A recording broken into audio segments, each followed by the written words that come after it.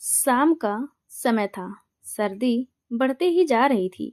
राम सिंह जी बाहर कुर्सी पर बैठे कुछ सोच विचार में डूबे हुए थे कि तभी उनका नौकर रमेश बाबू बाहर आकर बोला, साहब सर्दी बहुत हो गई है, आप अंदर चलिए। हूँ। अपने आप में खोए राम सिंह जी चौंक गए और बोले, हाँ चलो। कहते हुए वो उठकर अंदर आ गए। इस वर्ष सर्दी बहुत पड़ रही है साहब। रमेश बाबू कुर्सी उठाकर उनके साथ चलते हुए बोला, ओस भी बहुत पड़ती है। सुबह सब भीगा भीगा रहता है, जैसे रात भर बारिश हुई हो। रमेश बोलते जा रहा था, पर राम सिंह जी की तरफ से कोई प्रतिक्रिया ना पाकर बड़बड़ाता हुआ रमेश स्वयं ही खिसिया कर चुप हो गया। रमेश उनके अकेलेपन का साथी था। राम सिंह जी आवश्यकता से अधिक चुप रहते थे, इसीलिए खाली घर में रमेश कई बार अकेला ही बातें करते रहता। पर राम सिंह जी की पत्नी सावित्री जी खिसिया कर चुप ना होती थी, बल्कि झल्ला कर कहती थी कि मैं क्या दीवारों से बातें कर रही हूँ? हाँ भी नहीं करते हो, किससे बातें करूं? कहते हुए कभी कभी सावित्री जी की आंखों में आंसू आ जाते थे। राम सिंह जी की आवश्यकता से अधिक चुप रहने की आदत उनकी पत्नी सावित्री के लिए इस कदर परेशान का सबक बन गई थी कि वो दुखी हो जाती। उनकी संवेदनहीनता की ठंडक बर्फ की तरह उसके पूरे व्यक्तित्व को झुलसा रही थी। नाराजगी में तो राम सिंह जी और भी अभेद हो जाते थे। खैर, राम सिंह जी ने कमरे में आकर टीवी चला लिया। तभी रमेश बाबू गरम गरम चाय ले आया और बोला, साहब चाय पी लीजिए।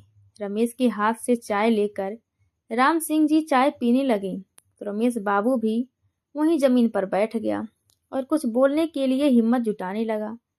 फिर किसी तरह बोला, साहब घर वाले बहुत बुला रहे हैं, कहते हैं अब घर आकर आराम करो, बहुत कर लिया काम धाम। दोनों बेटे कमाने लगे हैं, अब जरूरत नहीं है काम करने की। रमेश की बात सुनकर राम सिंह जी कुछ बोल नहीं पाए और जैसे उनके दिल के अंदर कुछ टूट कर बिखर गया हो।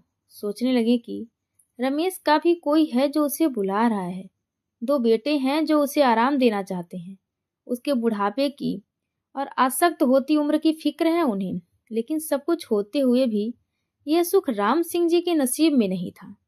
रमेश के बिना रहने की तो वो कल्पना भी नहीं कर सकते थे। अकेले में इस घर की दीवारों से भी उन्हें डर लगने लगा था, जैसे दीवारों से बहुत सारे साए निकलकर उन्हें निगल जाएंगे। अब तो उन्हें अपनी यादों से भी डर लगने लगा था और अकेले में यादें बहुत सताती हैं। सावित्री जी कहती कि आप तो सारा दिन व्यस्त रहते हैं, रात को भी देर से आते हैं, मैं सारा दिन अकेले घर में बोर हो जाती हूँ। तो राम सिंह जी कहते थे, बोर ना हो तो काम से भागने का औरतों का एक बहाना होता है। घर में 100 काम होते हैं करने को, पर घर के काम में कितना मन लगाऊं? घर के काम तो मैं कर ही लेती हूँ। आप कहो तो मैं बच्चों को स्कूल में पढ़ाने के लिए एप्लीकेशन दे दूं। कुछ ही घंटे की तो बात होती है, दोपहर में बच्चों के साथ घर आ ही जाऊंगी। सावित्री ने कहा तो राम सिंह जी बोले, कोई जरूरत नहीं है, कोई कमी है क्या तुम्हें? अपना निर्णय सुनाकर राम सिंह जी चुप हो गए तो सावित्री जी चुप हो गईं। फिर थोड़ी देर बाद फिर से बोली, सुनिए जी, मैं कह रही थी कि सिनेमा हॉल में अच्छी पिक्चर लगी है, चलिए ना किसी दिन देख कर आते हैं। सावित्री जी की यह बात सुनकर तो राम सिंह जी भड़क उठे और बोले, मुझे टाइम नहीं है और वैसे भी 3 घंटे हॉल में बैठे रहना मेरे बस की बात नहीं है। तो फिर आप कहें तो मैं किसी अपनी सहेली के साथ चली जाऊं? सावित्री जी ने डरते डरते कहा तो राम सिंह जी बोले, कोई जरूरत नहीं है, भीड़ में जाने की। सीडी लाकर घर पर देख लो। सीडी में हॉल जैसा मजा कहाँ आता है। लेकिन अपना निर्णय सुनाकर चुप्पी साधने की राम सिंह जी की आदत जो थी, सावित्री जी थोड़ी देर बोलती रहीं, फिर चुप हो गईं। फिर कुछ दिन बीते तो सावित्री जी ने फिर से कहा, सुनो जी, कुछ दिनों के लिए मायके हो आऊं? भैया भाभी आए हुए हैं, उनसे भी मिलना हो जाएगा। कोई जरूरत नहीं है कहीं जाने की, किसी को मिलना होगा तो वह खुद तुमसे मिलने आ जाएगा। इन्हीं सब बातों को याद करके राम सिंह जी पछताते कि पौधों को भी पल्वित होने के लिए धूप, छांव, पानी व हवा सभी चीजों की जरूरत होती है। किसी एक चीज के भी ना होने पर पौधा मर जाता है। फिर सावित्री तो इंसान थी, वो तो हमेशा मेरा एक ही रूप देखती थी। कई बार तो सावित्री जी चिढ़कर कहती कि ठूंठ के साथ आखिर कैसे जिंदगी बिताई जा सकती है। आपको तो बस अपने आप से प्यार है, मैं और बच्चे तो आपके लिए कुछ भी नहीं हैं। सावित्री की उनमें एक साथी को खोजती जो उनसे मिलना पाता। उसके व्यक्तित्व की सारी संवेदनाएं जैसे मन मसोस कर रह जाती। वह अकेलेपन की शिकार हो रही थी और अपने अड़ियर स्वभाव की वजह से वह नहीं समझ पाए या उन्हें समझना ही नहीं चाहा। साहब, खाना खा लीजिए। रमेश प्लेट लिए खड़ा था। उसके हाथ से प्लेट लेकर राम सिंह जी चुपचाप खाना खाने लगे। पहले वह चुप रहते थे, अब बोलना भी चाहे तो किसके साथ। रमेश बाबू भी अपनी थाली लेकर वहीं जमीन पर बैठ गया। आपने कुछ बताया नहीं साहब, मेरे घर वाले अब मुझे गांव बुला रहे हैं। रमेश ने दोबारा बात छेड़ी तो राम सिंह जी ने कहा कि अभी कुछ दिन रुको। रमेश, अभी तो मुझे रिटायर हुए 1 महीना भी नहीं हुआ, फिर बताऊंगा तुझे। इतना कहकर वो चुप हो गए। रमेश जानता था कि उनके कुछ दिन की कोई सीमा नहीं है। राम सिंह जी सोच रहे थे कि रमेश दूर रहकर भी अपने परिवार के दिल के कितने करीब है, क्योंकि उन्हें पता है कि वह यदि दूर हैं तो उन्हें सुख व खुशियां देने के लिए, लेकिन वे तो अपने परिवार के साथ रहने पर भी, सारी भौतिक सुख सुविधा देने पर भी वे उनके दिल के करीब नहीं रह पाए और अपने परिवार से दूर हो गए। सावित्री जी गुनगुनाना चाहती थी, जीवन को भरपूर जीना चाहती थी, पर राम सिंह जी उन्हें समझा नहीं पाए और धीरे धीरे उनसे दूर होते चले गए। इतनी दूर हो गए कि उस दूरी को फिर वे चाह कर भी नहीं मिटा पाए। सावित्री जी के जाने के बाद उन्होंने ये जाना था कि वैवाहिक जीवन के विघटन के कारण कभी बहुत बड़े नहीं होते। दोनों में से जब किसी एक का व्यक्ति तो अंदर ही अंदर दम तोड़ने लगता है तो वैवाहिक जीवन का विघटन शुरू हो जाता है। किसी एक का हर वक्त नकारा जाना उस अधिकार सूत्र को तोड़ देता है जो दोनों को एक दूसरे से बांधता है। राम सिंह जी ने प्लेट नीचे रख दी। अब नहीं खाया जा रहा रमेश, पेट भर चुका है। वो रमेश को क्या बताएं कि पेट तो यादों से ही भर गया है, वही यादें जो अकेले में डराती है और साथ में रुलाती भी है। अचानक उनकी आंखें गीली हो गई थी। भरा पूरा परिवार, 2 जुड़वा बेटे और पत्नी के होते हुए भी राम सिंह जी आज वैरागी सा जीवन जी रहे थे। टीवी बंद करके वे बिस्तर पर लेट गए। नीरव रात्रि में कहीं दूर से कुत्तों के भौंकने का स्वर स्पष्ट सुनाई दे रहा था। वैसे भी जब अपने अंदर भयानक सन्नाटा पसरा हो तो बाहर की थोड़ी सी आवाज भी स्पष्ट सुनाई देती है। बेटे ने 12वीं करके इंजीनियरिंग करने के लिए बाहर पढ़ने चला गया। इतने दिनों तक बच्चों की जिम्मेदारियों ने ही सावित्री जी को बांधा हुआ था, लेकिन बच्चों के जाने के बाद वह अवसाद की शिकार हो गई। राम सिंह जी उनका साथ देने के बजाय उन्हें उपदेश देने लग जाते। उपदेश देने के लिए उनकी जुबान जरूर खुल जाती। सावित्री जी का मन करता कि कोई साथी हो जिसके साथ वो अपने दिल की बात बांट सके। बच्चों के साथ की व्यवस्था अब खत्म हो गई थी। जो थोड़ा बहुत वार्तालाप उनकी वजह से होता था, अब वो भी समाप्त हो गया था। क्या करूं सारा दिन, कितना पढ़ूं, कितना टीवी देखूं, अकेले मन नहीं लगता। यह कहकर सावित्री जी रोने लगी तो उनके रोने से राम सिंह जी चिढ़ते हुए बोले, तुम्हारा मन लगाने के लिए क्या नौकरी छोड़कर घर बैठ जाऊं? मैंने यह कब कहा कि आप घर बैठ जाओ? पर मुझे भी तो कुछ नहीं करने देते, कहीं बाहर तो नहीं जाने देते, लेकिन घर से बुटीक का काम तो शुरू कर ही सकती हूँ। व्यस्त भी रहूंगी और थोड़े बहुत पैसे भी मिल जाएंगे। बस अब यही करने को रह गया था। घर को दुकान बना डालो, कोई जरूरत नहीं है। राम सिंह जी फिर अभेद हो गए। राम सिंह जी की चुप्पी से परेशान होकर सावित्री जी की नाराजगी थोड़े दिनों में अपने आप ही दूर हो जाती थी। लेकिन इस बार ऐसा नहीं हो पाया। इस बार नाराज होकर उसने दूसरे कमरे में सोना शुरू कर दिया। लेकिन फिर भी राम सिंह जी ने उन्हें कोई तवज्जो नहीं दी। वैसे भी पत्नी को मनाना उनके लिए सबसे निकृष्ट कार्य था। पत्नी को क्यों मनाया जाए? जैसे खुद रूठी है वैसे ही खुद मान भी जाएगी। उन्होंने तो कभी बच्चों को भी डांट कर प्यार नहीं किया। पता नहीं कैसा अनोखा स्वभाव था उनका। उन दोनों को अलग अलग सोते हुए एक हफ्ता गुजर गया। सावित्री जी की नाराजगी कभी इतनी लंबी नहीं खींची थी। एक दिन राम सिंह जी सुबह ऑफिस जाने के लिए तैयार हो रहे थे कि तभी सावित्री जी उनके सामने आ खड़ी हुई और बोली, अब मुझसे यहाँ नहीं रहा जाएगा, मैं जा रही हूँ। इतना सुनते ही राम सिंह जी ने चौंक कर सावित्री जी की तरफ देखा। आज पूरे एक हफ्ते बाद राम सिंह जी ने सावित्री जी को देखा था। एक हफ्ते सावित्री जी उनके सामने भी नहीं आई थी। इस एक हफ्ते में जैसे उसकी उम्र 5 साल बढ़ गई थी। रोते रोते आंखें लाल और चारों तरफ काले स्याह घेरे। उनकी ऐसी शक्ल देखकर वे थोड़े पसीज गए थे। ये क्या कर रही हो तुम सावित्री? छोटी सी बात को तुल दे रही हो।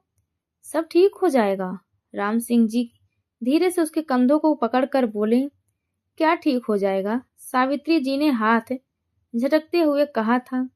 मैं अब यहाँ नहीं रह सकती। घर में रखे सामान की तरह आपकी बंदिशें किसी समय मेरी जान ले लेगी। मेरे तन के साथ साथ मेरे मन मस्तिष्क पर भी बंदिशें लगा दी है आपने। मैं आपसे अलग कहीं जाना तो दूर की बात है, आपसे अलग सोच तक भी नहीं सकती। लेकिन अब मुझसे ये नहीं हो पाएगा। तो अब क्या करना चाहती हो तुम? तो वो व्यंग से बोले, मैं आज ही यहाँ से जाना चाहती हूँ। अपना घर संभालो। आप जब ऑफिस से आओगे तो मैं यहाँ नहीं मिलूंगी। सावित्री जी की बातें सुनते ही राम सिंह जी और भड़क गए। उन्होंने कहा कि जाओ, तुम्हें जो करना है करो। जब सोच ही लिया है तो फिर मुझसे क्यों कह रही हो? कहकर राम सिंह जी दंदनाते हुए ऑफिस चले गए। वह हमेशा की तरह जानते थे कि सावित्री जी ऐसा कभी कुछ भी नहीं कर सकती। इतनी हिम्मत नहीं थी सावित्री के अंदर कि वह इतना बड़ा कदम उठा पाती। लेकिन अपनी पत्नी को शायद वो पूरी तरह से नहीं जानते थे। उस दिन उनकी सोच गलत साबित हुई। बिना स्पंदन व जीवंतता के रिश्ते आखिर कब तक टिकते हैं? जब राम सिंह जी ऑफिस से लौटे तो सावित्री जी जा चुकी थी। घर में सिर्फ उनका नौकर रमेश बाबू था। सावित्री जी कहाँ हैं? उन्होंने रमेश से पूछा। मालकिन तो चली गई हैं साहब, कह रही थी कि मायके जा रही हूँ हमेशा के लिए। रमेश के मुंह से इतना सुनते ही राम सिंह जी भौचक्के के रह गए। ऐसा क्या हुआ साहब, मालकिन क्यों चली गई? कुछ नहीं। रमेश क्या समझाते रमेश को। वो थोड़े दिन उनके लौट आने का इंतजार किया, फिर फोन करने की कोशिश की, लेकिन सावित्री जी ने फोन नहीं उठाया। मिलने की कोशिश की तो सावित्री जी ने मिलने से भी इनकार कर दिया। धीरे धीरे उन दोनों के बीच की दरार बढ़ती बढ़ती खाई बन गई। दोनों दो किनारों पर खड़े रह गए। मनाने की उनकी आदत ही नहीं थी। जो मना लेते तो नौकरी की व्यस्तता में एक के बाद एक दिन व्यतीत होता रहा। एक दिन सब ठीक हो जाएगा, सावित्री जी लौट आएगी, यही उम्मीद धीरे धीरे धुंधली पड़ती जा रही थी। तब से राम सिंह जी ने अपना एकाकी जीवन नौकरी और रमेश के सहारे काट दिया। बच्चों के भविष्य की चिंता ने सावित्री जी को किसी तरह बांध रखा था उनसे। उनके करियर का रास्ता पकड़ने के बाद वो रुक नहीं पाई। इतना मजबूत नहीं था शायद उनका और सावित्री जी का रिश्ता। सावित्री जी को रोकने में उनका अहंकार आड़े आ था। लेकिन रमेश को उन्होंने घर से कभी जाने नहीं दिया। उसका गांव में परिवार था, पर वो मुश्किल से ही गांव जा पाता था। उनके साथ साथ रमेश ने भी अपनी जिंदगी तनहा बिता दी थी। बच्चों ने अपनी उम्र के अनुसार माँ को बहुत समझाने की कोशिश की, पर सावित्री जी पर बच्चों के कहने का भी कोई असर नहीं पड़ा। वह इतने बड़े भी नहीं थे कि कुछ ठोस कदम उठा पाते। वे कुछ छुट्टियां माँ के पास तो कुछ छुट्टियां पिता के पास बिता कर वापस चले जाते। सावित्री जी के माता पिता ने भी शुरू शुरू में काफी समझाया उसको, लेकिन सावित्री जी तो जैसे पत्थर की हो चुकी थी, कुछ भी सुनने को तैयार ही नहीं थी। हार कर सावित्री जी के भाई भाभी ने घर का एक कमरा किचन सावित्री जी को रहने के लिए दे दिया। कुछ पैसे उसके नाम बैंक में जमा करा दिए। बच्चों का खर्चा तो बच्चों के पिता उठा ही रहे थे। बेटों के इंजीनियरिंग पूरी हुई तो वो भी अपनी नौकरी करने लगे। आजकल एक बेटा दिल्ली रहता था और एक जयपुर में कार्यरत था। बेटों की नौकरी लगने पर भी जबरदस्ती माँ को अपने साथ ले गए तो राम सिंह जी कई बार सोचते कि सावित्री जी उनके साथ ही वीरानगी महसूस करती थी, तो क्या बच्चों के साथ रहकर नहीं करती होंगी। ऐसा तो नहीं था कि राम सिंह जी को सावित्री या बच्चों से प्यार नहीं था, पर चुप रहना या शोक विहीन होना उनका स्वभाव था। अपना प्यार भी शब्दों से या हाव भाव से ज्यादा व्यक्त नहीं कर पाते थे, लेकिन वे संवेदनहीन थे तो नहीं थे। प्यार तो अपने परिवार से वो भी करते थे। उनके दुख से चोट तो उनको भी लगती थी। सावित्री जी के अलग के चले जाने पर भी उनके सुख दुख की चिंता तो उन्हें भी सताती थी। दोनों बेटों ने प्रेम विवाह किया। दोनों का विवाह एक ही दिन सावित्री जी के मायके में ही संपन्न हुआ। हालांकि बच्चों ने उनके पास आकर उन्हें सब कुछ बताकर उनकी राय मानकर उनके हाँ बोलने पर ही विवाह किया था। जब से सावित्री जी बच्चों के साथ रहने लगी थी, तब से राम सिंह जी सावित्री जी की तरफ से कुछ निश्चिंत हो गए थे। बेटों ने उन्हें भी कई बार अपने पास बुलाया, पर पता नहीं उनके कदम कभी क्यों नहीं बढ़ पाए। उन्हें हमेशा लगा कि यदि उन्होंने बच्चों के पास जाना शुरू कर दिया तो कहीं सावित्री जी वहां से भी चली ना जाएं, क्योंकि अब वो फिर से उन्हें इस उम्र में घर से बेघर नहीं करना चाहते थे। बच्चे शुरू शुरू में कभी कभी उनके पास आ जाते थे, फिर धीरे धीरे वह भी अपने परिवार में व्यस्त हो गए। वैसे भी माँ ही तो होती है बच्चों को आगे बढ़ाने के लिए, वह तो उनके पास ही थी। ऐसी ही अनेक बातें सोचते सोचते ना जाने कब राम सिंह जी की आंख लग गई। उन्हें पता ही नहीं चला, जब सुबह उठे तो सर बहुत ज्यादा भारी हो रहा था। तो राम सिंह जी वहीं बाहर आकर बैठ गए। तभी रमेश बाबू चाय नाश्ता ले आया और उनके पास बैठकर झिझकते हुए बोला, साहब, हो सके तो एक बार मालकिन को मना लाने की कोशिश कीजिए ना, हम भी कब तक यहीं बैठे रहेंगे। अपने बाल बच्चे परिवार के पास जाना चाहते हैं, फिर आप कैसे अकेले रहेंगे। अगर हो सके तो आप ही मालकिन के पास चले जाइए। तो राम सिंह जी ने चौंक कर रमेश बाबू की तरफ देखा। वो समझ गए थे कि इस बार रमेश रुकने वाला नहीं है। वो अपने गांव जाने के लिए उतावला हो रहा था। देर सवेर रमेश अवश्य चला जाएगा। कैसे और किसके सहारे काटेंगे वो अब अपनी बाकी की जिंदगी। एक विराट प्रश्नवाचक चिन्ह उनके सामने आकर खड़ा हो गया था। अकेले 2 दिन इसी सोच में डूबे रहे। दिल कहता कि सावित्री जी को मना ले, पर कदम थे कि उठने से पहले ही थम जाते थे। क्या करे और क्या नहीं, कुछ समझ नहीं आ रहा था। इसी जद्दोजहद में अगले कई दिन गुजर गए। सोचते रहते, क्या उन्हें सावित्री जी को मनाने जाना चाहिए, क्या एक बार फिर प्रयत्न करना चाहिए। और अगर यदि अपने अहंकार को दरकिनार कर इतने वर्षों के बाद जाते भी हैं, और अगर सावित्री जी नहीं मानी तो क्या मुंह लेकर वापस आएंगे। किसे कहें वे अपने दिल की बात, और किससे सलाह मांगे।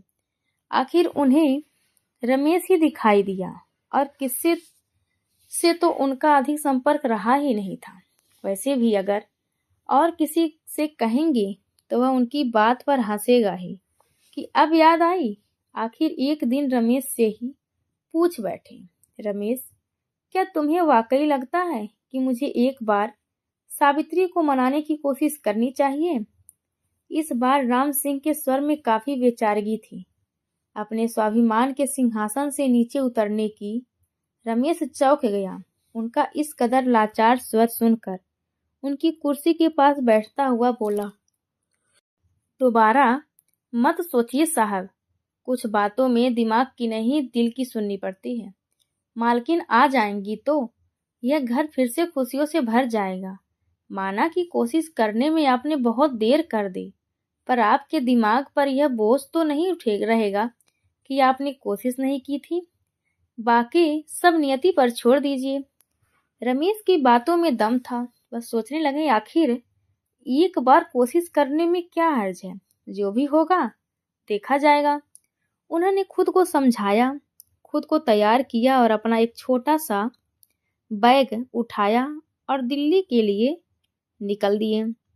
आजकल सावित्री जी दिल्ली में ही रहती थीं। रमेश बाबू भी बहुत खुश था। एक तो वो अपने उनका भला चाहता था, दूसरा वह अपने परिवार के पास लौट जाना चाहता था। दिल्ली पहुंचकर अपना छोटा सा बैग लेकर राम सिंह जी सीधे अपने बेटे के घर पहुंच गए। अपने आने की खबर भी उन्होंने इस डर से नहीं दी थी कि कहीं उनके आने की खबर सुनते ही सावित्री जी घर से कहीं चली ना जाएं। दिल में अजीब सी दुविधा थी। वर्षों बाद अपने ही बेटे के घर में अपने ही पत्नी के साक्षात्कार होते हुए भी उन्हें ऐसा लग रहा था जैसे वो अपनी जिंदगी की कितनी कठिन घड़ियों से गुजर रहे हैं। धड़कते दिल से उन्होंने घंटी बजाई। उन्हें पता था कि इस समय बेटा ऑफिस में होगा और बच्चे स्कूल हो गए होंगे। थोड़ी देर बाद दरवाजा खुल गया। बहू ने उनका बहुत समय बाद देखा था, इसीलिए पहचान नहीं पाई। फिर पहचान कर चौंक गई। पापा, आप ऐसे अचानक? वो पैर छूते हुए बोली, आइए अंदर आइए।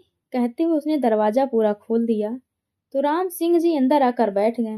अचानक कैसे आए पापा? आने की कोई खबर भी नहीं दी आपने। बहू का आश्चर्य अभी भी कम ना हो रहा था। उन्हें एकाएक कोई जवाब नहीं सूझा। जरा पानी पिला दो बेटा, और एक कप चाय। जी पापा जी, अभी लाती हूँ। कहते हुए बहू अंदर चली गई। तभी उन्हें लगा कि अंदर का पर्दा कुछ हिला हो। शायद सावित्री ही होगी, पर सावित्री बाहर नहीं आई। वे निरर्थक उम्मीद में उसी दिशा में ताकते रहे। तब तक बहू चाय लेकर नहीं आई। सावित्री कहाँ है? चाय का घूंट भरते हुए राम सिंह जी ने धीरे से पूछा। अंदर है। बहू भी उतने ही धीरे से बोलकर अंदर चली गई। थोड़ी देर बाद बहू बाहर आई और बोली, पापा जी, मैं जरा किसी काम से बाहर जा रही हूँ, फिर आते वक्त बच्चों को स्कूल से लेकर आऊंगी। फिर अंदर की तरफ नजर डालते हुए बोली, आप तब तक आराम कीजिए, लंच पर रोहित भी घर आते हैं। कहकर वह बाहर चली गई। वो जानती थी कि बहू जानबूझकर इस समय चली गई, लेकिन अभी क्या करें? सावित्री जी तो बाहर भी नहीं आ रही। बात भी करें तो कैसे करें? थोड़ी देर वहीं चुपचाप बैठे रहें, फिर उठे और अंदर चले गए। अंदर जाकर देखा तो सावित्री जी चुपचाप खिड़की के पास बैठी बाहर की ओर देख रही थी। उन्हें ऐसे बैठे देखकर उन्होंने धीरे से पुकारा, सावित्री। तो सावित्री ने पलट कर देखा। इतने वर्षों बाद राम सिंह जी को अपने सामने देखकर सावित्री जी जैसे जड़वत हो गईं। वह प्रश्नवाचक निगाहों से उन्हें देखने लगी और बोली, क्या करने आए हो अभी आप यहाँ पर? सावित्री, मैं तुम्हें लेने आया हूँ। वो बिना किसी भूमिका के बोले, वापस चलो। मुझसे जो गलती हुई है उसके लिए मुझे क्षमा करो। मैं समझ नहीं पाया तुम्हारी परेशानियों को। सावित्री जी अपलक कर उन्हें निहारती रह गईं। शब्द मानो सूख गए हो। बहुत कुछ कहना चाहती थी पर समझ नहीं पा रही थी कि कहाँ से शुरू करे। किसी तरह खुद को संयत किया। थोड़ी देर बाद बोली, इतने वर्षों बाद गलती महसूस हुई आपको? जब खुद को जरूर हुई पत्नी की, लेकिन जब तक पत्नी को जरूरत थी तब तो आपको कोई हमारी फिक्र नहीं थी। लेकिन मेरे अंदर अब आपके लिए कुछ नहीं बचा। अब मेरे दिल को किसी साथी की तलाश नहीं है। जिन भावनाओं को, जिन सुविधाओं को जीने की इतनी जद्दोजहद थी मेरे अंदर, वो सब तो कब की मर चुकी हैं। फिर अब क्यों आऊं आपके बाकी के जीवन जीने का साधन बनकर? मुझे अब आपकी जरूरत नहीं है। मैं अब नहीं आऊंगी। नहीं सावित्री, राम सिंह जी ने आगे बढ़कर कहा, ऐसा मत कहो। साथी की तलाश कभी खत्म नहीं होती। हर उम्र हर मोड़ पर साथी के लिए मन तरसता है। पशु पक्षी भी अपने लिए साथी ढूंढते हैं। यही प्रकृति का नियम है। मुझसे गलती हुई है, इसके लिए मैं तुमसे तहे दिल से माफी मांग रहा हूँ। इस बार तुम नहीं, मैं आऊंगा तुम्हारे पास। इस बार तुम मेरे सांचे में नहीं बल्कि मैं तुम्हारे सांचे में ढलूंगा। अपने हृदय से पूछो, क्या तुम सचमुच मेरा साथ नहीं चाहती? सचमुच चाहती हो कि मैं चला जाऊं? सावित्री जी चुपचाप डबडबाई आंखों से उन्हें देखते रह गईं। कितने बदल गए थे राम सिंह जी। समय ने और अकेलेपन ने उन्हें उनकी गलतियों का एहसास करा दिया था। पति पत्नी में से अगर एक अपनी मर्जी से जीता है तो दूसरे दूसरे की मर्जी से मरता है। बोलो सावित्री। राम सिंह जी ने अब सावित्री जी के कंधों को पकड़कर धीरे से कहा, मैं अब तुम्हें लेने आ गया हूँ और अब तुम्हें लेकर ही जाऊंगा। राम सिंह जी ने पूरे विश्वास व अधिकार से बोले, लेकिन सावित्री जी ने उनके हाथ को अपने कंधे से अलग कर दिया। अब मुझसे न आया जाएगा। राम सिंह जी, मेरे जीवन की धारा अब एक अलग मोड़ ले चुकी है। कितनी बार जीवन में टूटूं और फिर जुड़ूं, मुझ में अब ताकत नहीं बची। मैंने अपने जीवन को एक अलग सांचे में ढाल लिया है, जिसमें अब आपके लिए कोई जगह नहीं। मैं अब नहीं आ पाऊंगी, मुझे माफ कर दो, कहकर सावित्री जी दूसरे कमरे में चली गईं। ये उनके लिए स्पष्ट संकेत था कि वे अब जा सकते हैं। राम सिंह जी वहां खड़े अपनी उम्मीदों को टुकड़ों को बिखरते महसूस करते रहे। फिर अपना बैग उठाया और बाहर निकल गए। बेटे के आने का इंतजार भी नहीं किया उन्होंने। दिल्ली से वापसी का सफर बेहद बोझिल लग रहा था। सब कुछ तो उन्होंने पहले ही खो दिया था। बस एक उम्मीद बची थी, आज वो भी टूटकर बिखर गई थी। घर पहुंचे तो उन्हें अकेले व हताश देखकर रमेश बाबू सब कुछ समझ गया था। कुछ नहीं पूछा, चुपचाप उनके हाथ से बैग लेकर अंदर रखाया और किचन में चाय बनाने चला गया। उधर सावित्री जी खिड़की के पर्दे के पीछे से थके कदमों से जाते राम सिंह को देखती रहीं, जब तक वे आंखों से ओझल नहीं हो गए थे। दिल कर रहा था दौड़कर राम सिंह जी को रोक ले, लेकिन कलम न बढ़ पाए। जो गुजर चुका था वो सब कुछ याद आ रहा था। राम सिंह जी चले गए, लेकिन सावित्री जी के दिल का नासूर फिर से बहने लगा। रात देर तक बिस्तर पर करवट बदलते हुए सोचती रही कि जिंदगी राम सिंह जी के साथ अगर बोझिल भरी थी तो उनके बिना भी कौन सी खुशी है। क्या एक दिन भी ऐसा गुजरा जब उसने राम सिंह जी को याद नहीं किया हो? उनका राम सिंह जी से अलग होने के निर्णय का दर्द बच्चों ने भी सहा था। बच्चों ने भी तब कितना चाहा था कि वे दोनों साथ रहें। अपने विवाह के बाद ही बच्चे चुप हुए थे, पर पता नहीं कैसी जिद भर गई थी उनके खुद के अंदर। और राम सिंह जी ने भी कभी आगे बढ़कर अपनी गलती करने की कोशिश नहीं की कि उन दोनों का सारा जीवन यूं वीरान सा गुजर गया। जो राम सिंह जी भी आज पछतावा कर रहे थे कि काश यही बात तब समझ पाते तो उनकी जिंदगी की कहानी कुछ और ही होती। लेकिन अब जो तार टूट चुके हैं, क्या फिर से जुड़ सकते हैं? और जुड़कर क्या उतने मजबूत हो सकते हैं? एक कोशिश राम सिंह जी ने की, एक कदम उन्होंने बढ़ाया, तो क्या एक कोशिश मुझे भी करनी चाहिए? एक कदम मुझे भी बढ़ाना चाहिए। कहीं ऐसा निर्णय लेने से मुझसे कोई गलती तो नहीं हो जाएगी। इसी सोच विचार में डूबी हुई सावित्री जी की कब सुबह हो गई उन्हें पता ही नहीं चला। सुबह होते ही अनायास ही वो अपना बैग तैयार करने लगी। अपनी माँ को तैयारी करते देख बेटे बहू आश्चर्यचकित रह गए, पर उन्होंने कुछ न पूछना ही उचित समझा। मन ही मन सब समझ रहे थे कि खुशी का अनुभव कर रहे थे। सावित्री जी जब जाने को हुई तो बेटे ने साथ में जाने की पेशकश की, पर सावित्री जी ने मना कर दिया। उधर राम सिंह जी उदास बैठे थे। तभी रमेश बाबू चाय बनाकर ले आया। उन्होंने चाय का पहला घूंट भरा ही था कि तभी डोरबेल बज उठी। देखना रमेश कौन आया है। साहब, दूध वाला होगा, पैसे लेने आया होगा, कहकर रमेश बाहर चला गया, लेकिन पल भर में ही खुशी से उमंगता हुआ हाथ में बैग उठाए अंदर आया। राम सिंह जी आसर से उसे देखने लगे। कौन है रमेश, कौन आया है, और यह बैग किसका है?